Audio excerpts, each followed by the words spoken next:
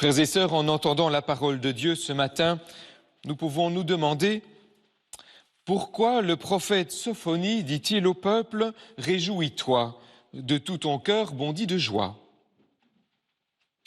Et si c'était parce que justement à cette époque, le peuple est dans le malheur, il a peur. Et encore, pourquoi saint Paul écrit-il aux Philippiens « Soyez toujours dans la joie du Seigneur ». Et si c'était parce que cette communauté passe par des moments difficiles? La parole de ces deux premières lectures nous fait dresser l'oreille, car aujourd'hui la majorité d'entre nous, toutes générations confondues, est confrontée à des réalités peu réjouissantes. Alors, voici la question: de quelle nature est la joie à laquelle invitent Sophonie et Paul? Et nous comprenons déjà qu'il ne peut pas s'agir d'une simple gaieté, puisqu'elle est annoncée au cœur même de circonstances pénibles. Alors, il doit s'agir d'une expérience plus profonde. Sophonie, de son côté, lie cette joie à un éloignement des ennemis. Quand on parcourt l'Ancien Testament, on voit que cette question des ennemis y revient souvent. Et c'est vrai, Israël a été la plupart du temps environné de royaumes puissants et menaçants. Jésus s'est distancié de ses préoccupations d'ordre politique. Il a déplacé l'attention vers d'autres ennemis que nous connaissons bien. Ceux qui nous assaillent de l'intérieur et qui brisent notre harmonie. Oserions-nous, frères et sœurs, rêver à leur disparition? Et quelle joie ce serait! C'est bien ainsi que je vous propose d'entendre le message de Sophonie. Dieu vient pour être à nos côtés dans nos combats intérieurs. Il veut que nous ne soyons pas seuls dans ces batailles souvent difficiles à livrer. Ne laisse pas tes mains défaillir, dit-il. Le Seigneur ton Dieu est en toi.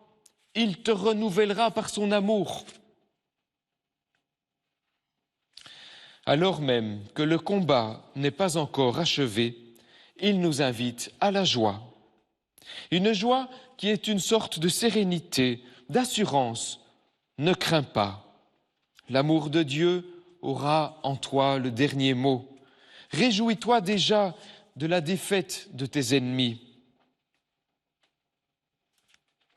Chez saint Paul, on retrouve cette expérience d'un cœur apaisé, réconcilié, malgré les événements contraires. Ne soyez inquiets de rien, écrit-il, le Seigneur est proche. Mais ici, l'appel à la joie est assorti d'une exhortation: que votre bienveillance soit connue de tous. L'intérieur et l'extérieur vont ensemble, le cœur et les actes. Je vous invite maintenant à nous tourner vers la parole de l'Évangile de ce dimanche. Nous avons là une foule de gens, dit saint Luc. Parmi eux, des collecteurs d'impôts, des soldats. Tous sont venus recevoir le baptême de Jean-Baptiste. C'est une démarche de conversion, une démarche de retour à Dieu, une démarche de renonciation au mal. Ces femmes et ces hommes expriment leur volonté de marquer une étape dans leur combat intérieur, avec l'aide de Dieu. Et si nous fermons les yeux, nous pouvons bien les imaginer sortant tout mouillés des eaux du Jourdain, avec un cœur joyeux, un visage rayonnant, une paix qui émane de leur personne. Tous, sur le champ, viennent à Jean-Baptiste et lui posent cette question: que devons-nous faire?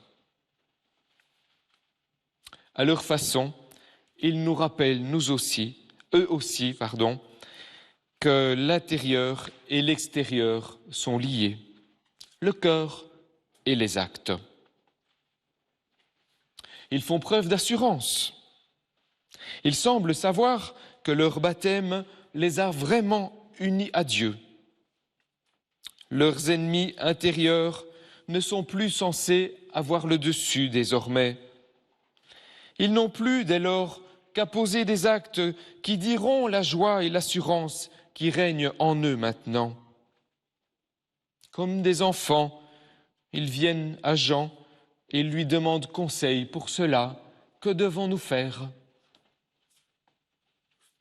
Frères et sœurs, toutes sortes de circonstances nous rendent la vie difficile, nous le savons bien.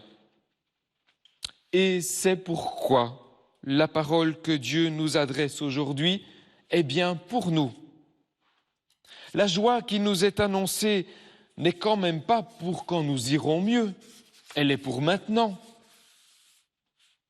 Je vous invite à ouvrir notre cœur, notre être entier, avec notre corps même et notre intelligence, à la présence de Dieu, à son action. Et demandons-lui, n'hésitons pas, qu'il soit à nos côtés dans nos combats. Si nous avons été baptisés et confirmés, rappelons-nous, il nous en a déjà fait la promesse, déjà là. Laissons grandir, frères et sœurs, l'assurance qui vient de ce lien à Dieu, un lien que rien ne peut détruire. Profitons de ce temps de l'Avent, c'est un chemin de conversion. La parole de Dieu, le sacrement de réconciliation, les gestes de solidarité, l'approche de Noël sont là pour nous mettre en chemin.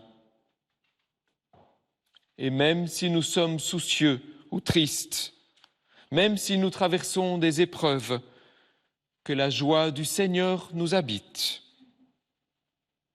Comme des enfants, avançons-nous en demandant conseil. Quels seront les actes qui pourront dire à l'extérieur de nous ce que Dieu fait dans le secret, à l'intérieur ? Il se fait que ce dimanche est justement celui de la solidarité diocésaine. Les projets qu'elle soutient sont autant d'expériences ou d'expressions de la visite de Dieu dans notre monde. Béni sois-tu, Seigneur, pour ta lumière qui se fait proche de nous et de notre terre et qui sème une joie intérieure. À Noël, nous la fêterons quoi qu'il arrive.